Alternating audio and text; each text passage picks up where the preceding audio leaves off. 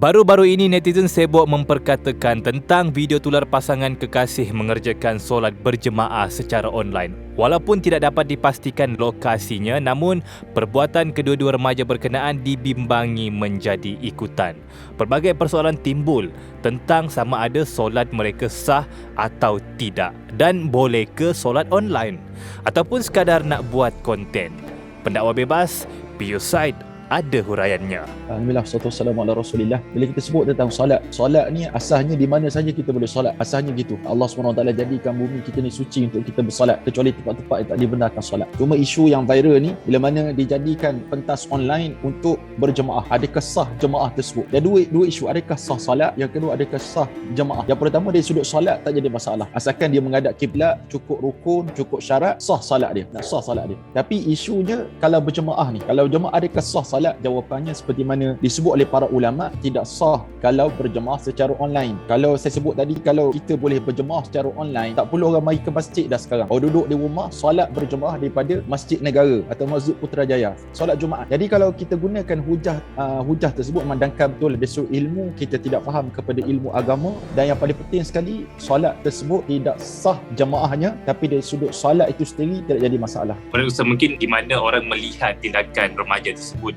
seolah-olah mempersendakan agama, ialah kita solat untuk mendapatkan keredaan Allah, tapi lain pula jadinya. Mungkin komen Ustaz macam mana? Baik, yang pertama sekarang ni zaman orang nak buat satu benda yang baru, dan benda itu akan menyebabkan dia dikenang ataupun dikenali oleh ramai orang. Ini satu fahaman yang sesat lah tentang sahabat-sahabat Allah SWT sekalian. Jadi kalau dia buat itu tanpa dia tahu, dia tak tahu perkara ni tak boleh, dia tak tahu, aku panggil sebagai jahil, maka mungkin dimaafkan dari sudut agama. Tapi bayangkan tuan-tuan Allah SWT, kalau dia buat itu dalam keadaan dia sedar perbuatan tersebut tidak boleh, tapi dia buat juga, dia telah membuat satu perkara yang bid'ah. Wa kullu bid'atin dalalah. Setiap perkara yang bid'ah yang tidak ada sumber dia, maka itu adalah sesat. Kalau nak kena bid'ah dalalah, inilah bid'ah dalalah. Yang memang dia buat satu perkara yang tidak pernah dibuat oleh para ulama seorang pun tentang solat online ni, solat berjemaah secara online. Bahkan Islam menetapkan syarat. Hatta kalau kita pergi masjid nak solat, tiba-tiba penuh masjid, lepas tu kita terpaksa solat di luar masjid, pun ada syarat. Ulama kata 300 hasta. Dalam kawasan 300 hasta tersebut masih lagi dibenarkan untuk berjemaah. Lebih daripada tu tidak diterima dah jemaah tersebut. Namun begitu, bila mana orang membuat satu perkara konten tentang Islam, tapi seolah Islam tidak ajar perkara tersebut, pertama dia kena sedar perbuatan itu silap dan dia perlu minta maaf. Kena sebut bahawa dia tidak tahu benda ni tak boleh. Kalau dia kata dia dah tahu dia tu salah tapi masih lagi buat dan masih lagi galak, bahkan orang lain tiru juga perbuatan dia, bakwa jadi imam, makmum jadi makmum dan sebagainya, tak boleh. Hatta kalau suami isteri sekalipun, kalau PJJ, saya duduk di Ipoh, isteri saya duduk di Kelantan contohnya, saya jadi imam di Ipoh, isteri makmum di sana, walaupun suami isteri, tetap perbuatan itu tidak dibenarkan oleh syarak, sebab solat secara online ini tidak ada dalam erti kata syarak sekalipun. Hatta dalam darurat sekalipun, contohnya mari satu penyakit lebih hebat daripada COVID, terpaksa imam seorang duduk di masjid, makmum semua berada di rumah, pun solat jemaah itu tidak diterima atau tidak diiktiraf solat jemaah secara begitu. Manusia akan jadi musuh pada perkara yang dia tak tahu, dia akan jadi musuh. Jadi dalam Islam ni bukan satu agama, ni satu benda yang bukan senang kita nak takwil ikut akal kita, sebab agama dia ada nas, dia ada Al-Quran, dia ada sumber dia, masadir tasyrik. Jadi kalau kita tidak tahu satu perkara, nak buat konten apa saja konten, maka tolonglah rujuk kepada ustaz-ustaz, guru-guru yang terdekat dengan kita. Sekarang ni banyak sangat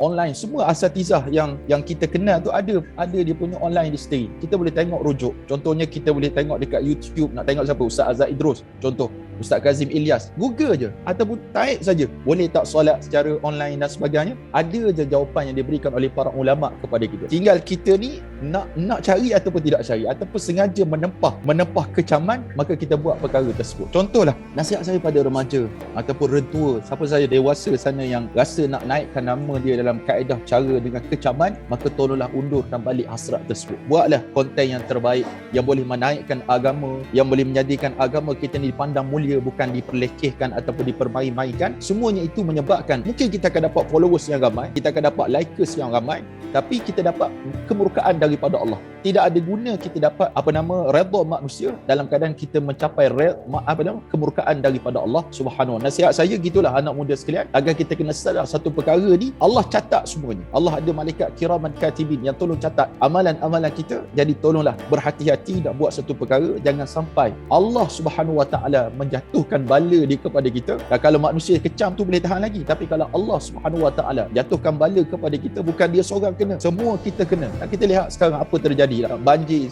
saja. Bala bencana yang Allah timpakan kepada kita, salah satunya ialah kemurkaan Allah Subhanahu wa taala. Bukan sekadar disebabkan tangan-tangan manusia, tapi salah satunya Allah nak tunjuk kemurkaan Allah Subhanahu wa taala kepada kita. Pada ibu ayah yang dirahmati Allah Subhanahu wa taala, kadang-kadang masalah yang berlaku berpunca pada ibu ayah juga. Kadang-kadang tidak memberikan didikan agama yang terbaik kepada anak-anak. Didikan agama kena tak nombor satu sekali. Akademik tu mungkin ada yang kedua, tapi agama nombor satu. Bila kita ada agama, semuanya akan terjaga. Jadi ibu ayah kalau boleh pantaulah. Kalau boleh tegurlah. Apa saja kaedah yang boleh kita gunakan agar anak-anak tidak terikut dengan trend semasa sekarang. Sebab semua sekarang seperti mana kata Nabi SAW, akhir zaman orang sibuk mencari nama.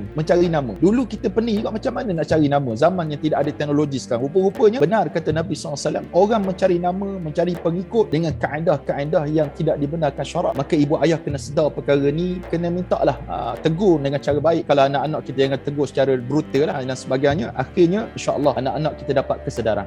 Dekatkan dengan majlis ilmu, insya-Allah perkara ni akan selesai insya-Allah. Allah. Apa yang saya nak tambah ialah yang pertama, hadirin mati Allah Subhanahu wa taala sekalian, kita sekarang berada pada marhalah akhir zaman. Marhalah ni keadaan akhir zaman. Suasana wakil realiti kita sekarang ni hidup di zaman ini. Seperti mana kata Nabi SAW, badiru bil a'mal. Buat segeralah amalan. Fitanan ka qata'al laili muslim. Fitnah datang seperti mana malam yang menyeliputi. Seorang boleh jadi beriman pada waktu pagi, tiba-tiba waktu petang dia kafir. Ada yang waktu petang dia beriman, waktu pagi pula dia kafir kepada Allah, kufur kepada Allah. Sebab apa puncanya? Yabi'u dinahu bi'aradin minad dunya. Dia jual agama dia. Dia jual agama, bukan jual dekat shopping complex, tapi jual dalam bentuk memperlekehkan agama, mempersendakan agama, bi'aradin minad dunya, dengan dapat sedikit mata benda dunia. Sekarang ni orang nak sesuatu dengan menjual agama dia. Maka saya nasihatkan diri saya sendiri terutama sekali dan tuan-tuan yang menonton M-Star ni, agar sama-sama kita sedar bahawa jangan buat perkara tersebut dan jangan kita terjerumus dalam lembah kehinaan tersebut insya-Allah. Wallahu alam. Assalamualaikum warahmatullahi wabarakatuh.